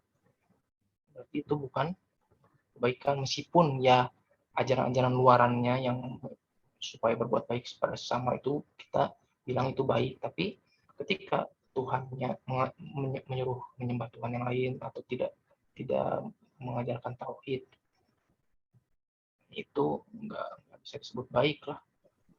Itu ini menarik, banyak yang bingung di sini, banyak yang bingung ketika ada pernyataan seperti itu ya. Semua agama itu sama baiknya gitu ya, karena itu tadi yang saya sebutkan tadi. Dan saya pernah bikin kuesioner kecil-kecilan waktu itu, ada tugas di kampus itu. Nah, jadi saya pertanyaannya ya, tidak ada agama yang mengajarkan untuk membunuh orang, perusahaan tadi ya, mencuri dan lainnya. Artinya semua agama mengajarkan kebaikan. Dan yang kedua, orang Yahudi menganggap agamanya benar, orang Kristen menganggap agamanya benar, orang Islam menganggap agamanya juga benar. Nah, demikian pula para pemeluk agama lain menganggap agamanya masing-masing adalah benar. Oleh karena itu, kita tidak boleh menyalahkan agama lain, karena setiap orang memiliki kebenarannya sendiri-sendiri. Semua kebenaran itu relatif. Nah, ini dari 74 orang waktu itu yang ada, yang saya kasih kuesionernya, pertanyaannya. Ini pertanyaan pertama itu yang bahwa semua agama itu mengajarkan kebaikan, itu yang setuju itu 82,43% atau 61 orang setuju. Ini respondennya mahasiswa perguruan tinggi Islam sebagian yang berlabelkan Islam, dan sebagian lagi alumni perguruan tinggi negeri. Itu yang setuju itu 61 orang, 10%-nya atau 8 orang nggak setuju, kemudian 5 orang itu bingung, katanya nggak tahu. Nah, berikutnya yang pertanyaan yang kedua, setiap Yahudi, orang Yahudi mengklaim bahwa agamanya benar, itu dia 59,46% itu, atau 44 orang setuju, lebih dari setengahnya setuju, dan 33,78% itu atau 25 orang nggak setuju, dan 5 orang bingung. Jadi artinya lebih banyak yang setujunya ya daripada nggak setuju. Itu yang menariknya. Itu mungkin Kang Kandi apakah menjawab? Ya tentu beda, dasar pandangan dunianya beda, pandangan tentang Tuhannya beda, konsep Tuhannya beda. Kita nggak bisa terima konsep Trinitas, misalnya kita Islam nggak terima lah konsep itu, maka beda lah. Oke. Gimana Kang Fandi? Apa? Terjawab? Nggak bisa on mic ya? Oke, terjawab. Alhamdulillah. Belum ada pertanyaan lagi di kolom chat. Oh, ini ada yang resen. Oke, sebentar. Kang Derajat. Mangga, Kang. Kang Ajat Mese kira lah. Oke, silakan Kang untuk pertanyaan. Oh ya, oke. Afan, ini mungkin saya enaknya off aja ini videonya. Ya, Kang. pas. Mungkin sebelum ke pertanyaan tadi menarik gitu ya, tentang pluralisme dan pluralitas ya. Saya sudah baca juga gitu ya, cuman bukan punya saya bukunya gitu, dan agak sudah lama tapi masih ingat gitu ya. Terus juga ada di Islamia kebetulan juga saya pegang gitu ya. Kalau pemecahan saya tuh Ustadz Anies itu memang menggunakan dua istilah itu gitu ya, menggunakan istilah pluralisme dan pluralitas gitu. Tapi sebetulnya pluralisme agama itu adalah untuk menunjukkan paham pluralisme yang diusung yang di luar worldview Islam gitu, secara objektif gitu. Jadi itu bukan dalam arti pluralisme agama itu adalah paham yang diusung oleh Prof. Anies gitu. Tapi Prof. Anies ya itulah dialektika beliau begitu ya. Beliau menggunakan istilah pluralisme agama itu untuk menunjukkan secara objektif gitu. Pluralisme agama itu ya seperti itu. Tetapi kemudian beliau juga menggunakan istilah pluralitas gitu ya di beberapa bagian gitu. Nah itu gitu ya mungkin perlu dibaca ulang gitu ya tentang khususnya buku Prof. Anies gitu. Tapi kemudian juga saya jadi timbul pertanyaan gitu ya, mungkin kalau dulu sempat ada diskusi gitu. Sebetulnya kalau pluralisme itu juga sebenarnya dibenarkan gitu ya. ini pluralisme itu dibenarkan gitu. Tapi dalam konteks itu pluralisme budaya gitu. Ya kalau agama sebagai ad-din, nah di situ maka pluralisme itu tidak berlaku karena memang kalau semua agama itu sama, baik menurut John Hick ataupun Richard Swan gitu ya, baik transcendental yang pada level esoterik ataupun kesatuan agama gitu yang diusung John Hick, yaitu sebetulnya adalah spekulasi gitu. Tapi pada dasarnya faktanya ya nama Tuhannya beda gitu kan, terus juga orang melakukan kebaikan, terus misalnya saya ngelakuin kebaikan gitu, terus saya ngaku saya udah ngelakuin kebaikan nih, maka saya orang Kristen, kan nggak akan diterima begitu aja sama orang Kristen gitu kan. Kalau saya Kristen juga karena mentang-mentang melakukan kebaikan. Jadi pada level teologis ataupun agama, pluralisme itu tidak berlaku gitu. Tapi ada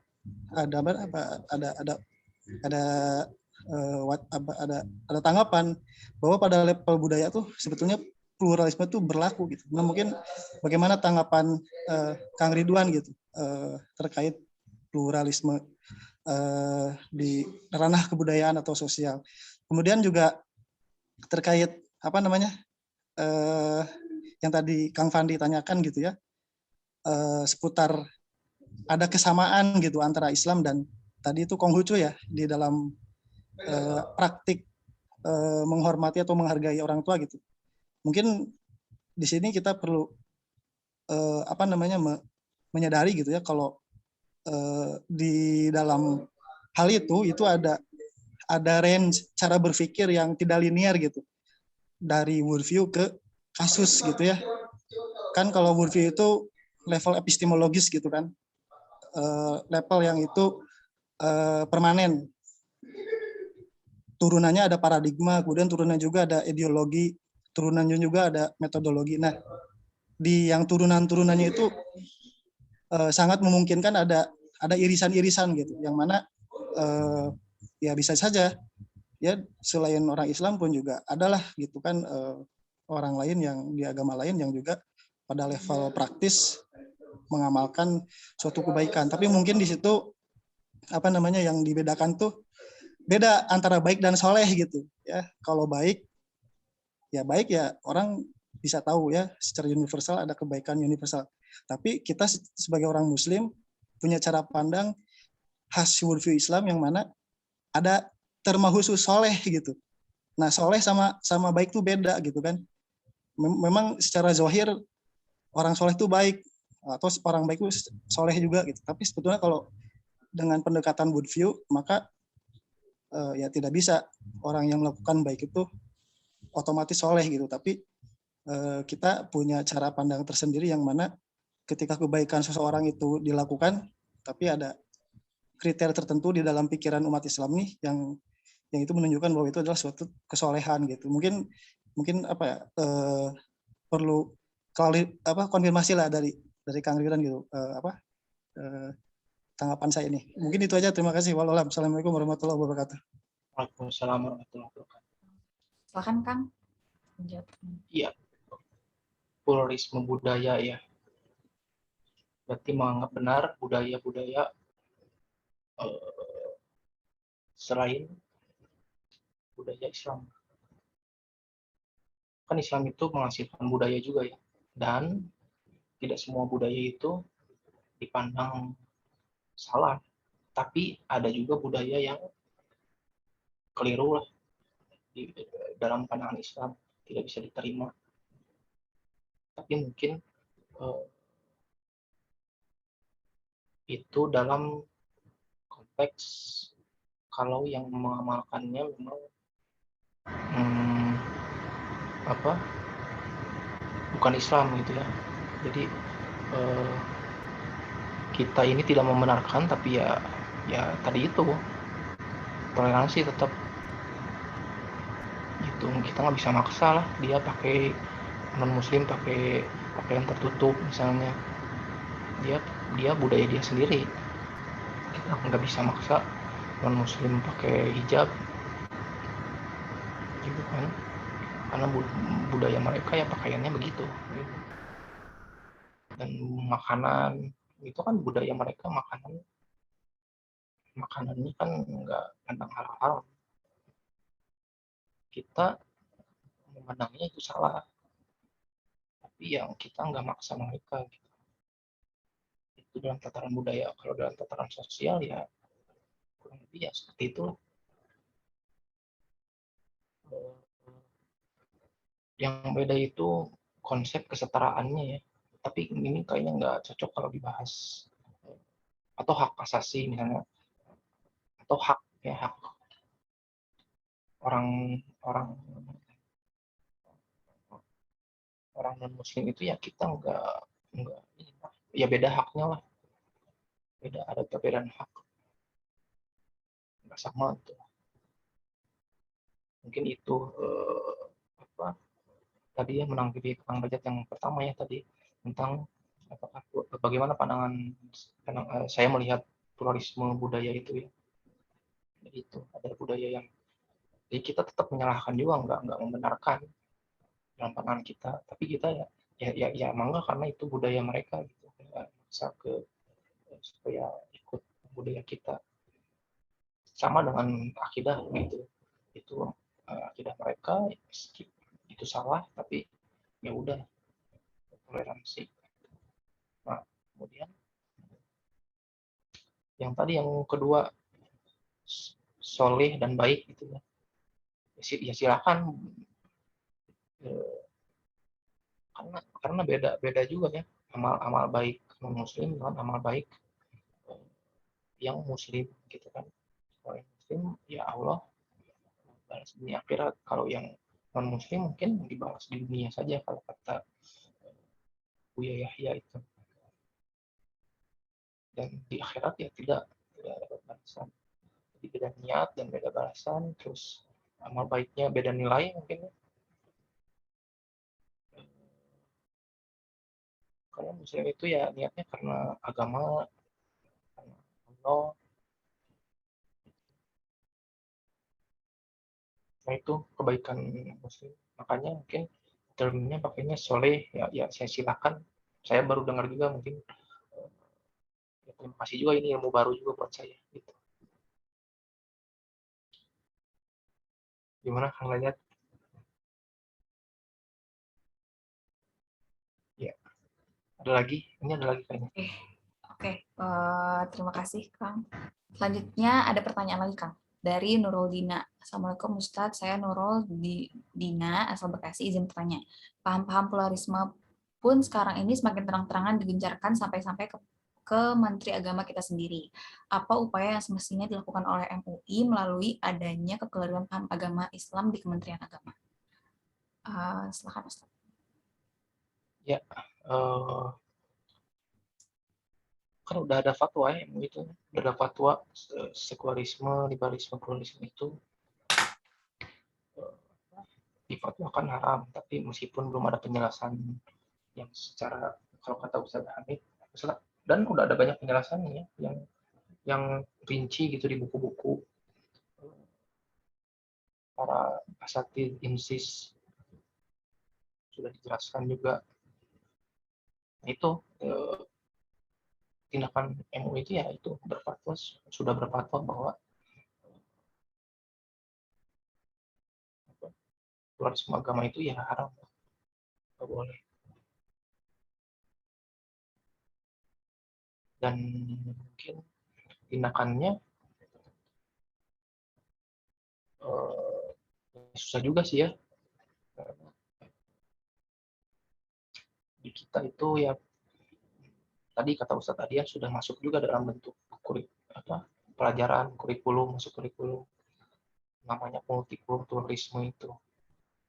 Kita setuju ke perbedaan budaya gitu ya, multikultural, tapi dia ada susupannya itu tadi, susupan pluralismenya kata Ustadz tadi itu gitu.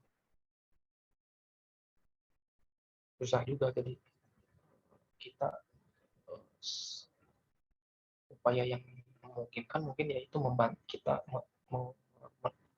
menyebarkan dan mengajarkan akidah yang benar gitu ya. Kemudian kalau mampu ya bantah pluralisme atau kalau ada cara lain ya silakan. Itu mungkin itu jawaban. Sudah mengharapkan tapi ya nggak semua kita di umat muslim ini nggak sepenuhnya tahu gitu kesalahan atau problem dari pluralisme agama ini, kan nggak semua menyadari gitu, karena pemikiran ini nggak kerasa dia seolah benar gitu kan, padahal enggak. Jadi ilmu harus pakai ilmu lah di tangkalan gitu. Iman itu tantangan itu kan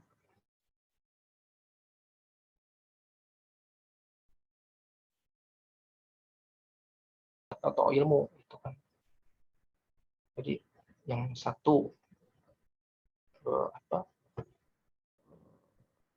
itu bentuknya ya syahwat, tapi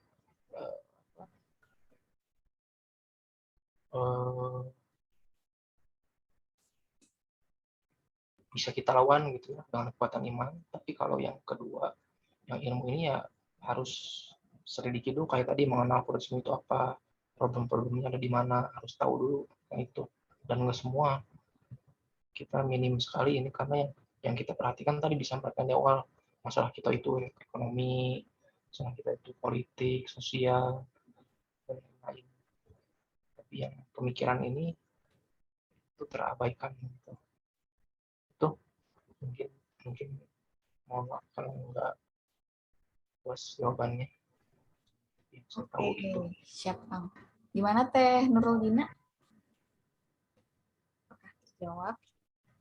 Ya, terima kasih Ustadz penjelasannya. Kami. Oke.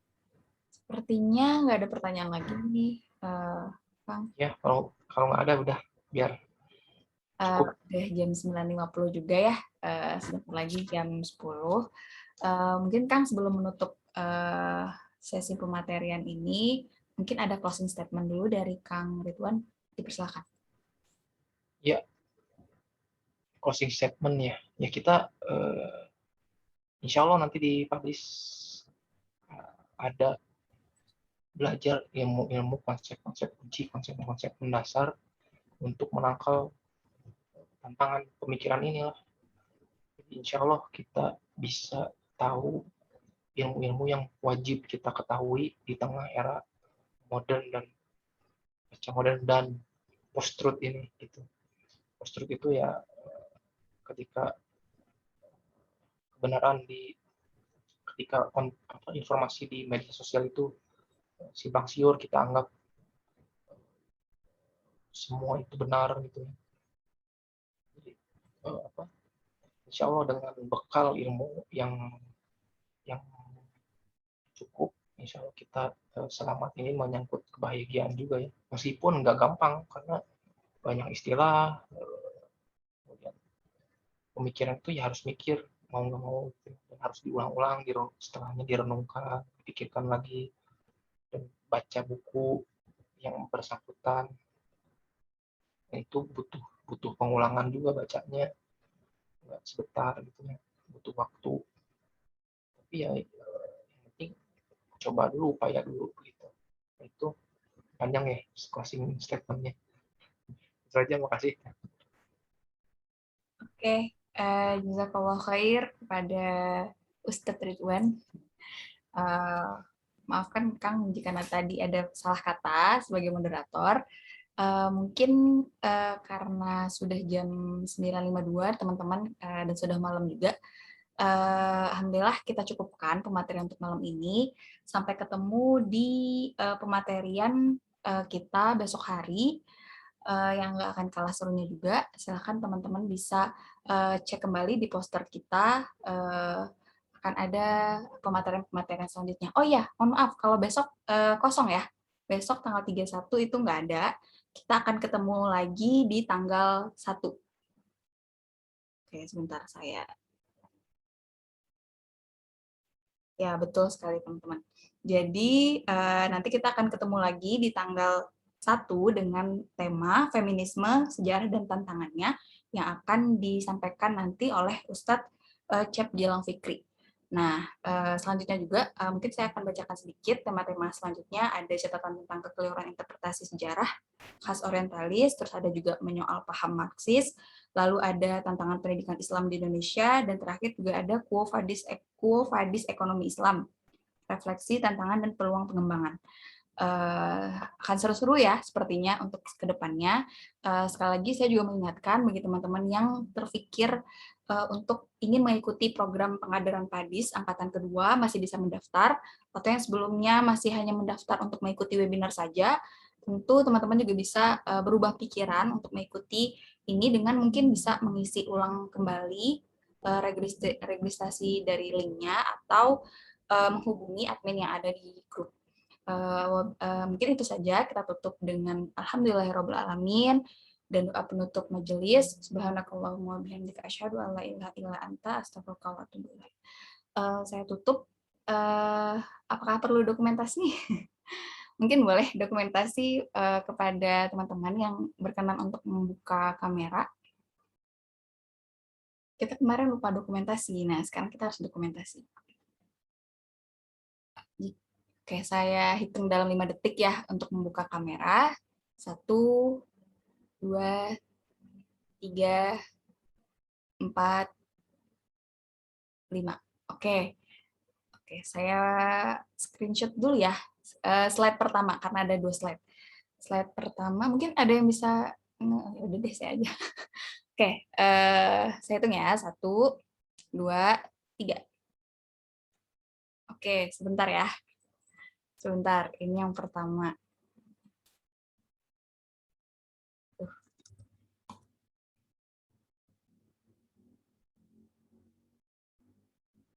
Bentar ya, teman-teman. Juga error.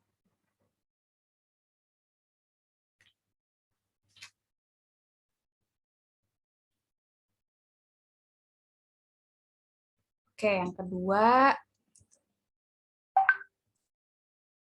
Yang kedua, selanjutnya slide kedua. Nggak ada lagi slide kedua ya, udah habis. Ya udah deh, ini terakhir, satu lagi. 1, 2, 3. Oke, baiklah teman-teman semua, terima kasih atas kehadirannya. Saya tutup, wabillahi taufiq wal hidayah. Assalamualaikum warahmatullahi wabarakatuh. Terima kasih semuanya. Jazakallah khair Ustadz Ridwan dan Ustadz lainnya. Ada Kang Tatang, Kang Ajat juga. Kang Gilang, oke. Saya N ya. Yep. Assalamualaikum.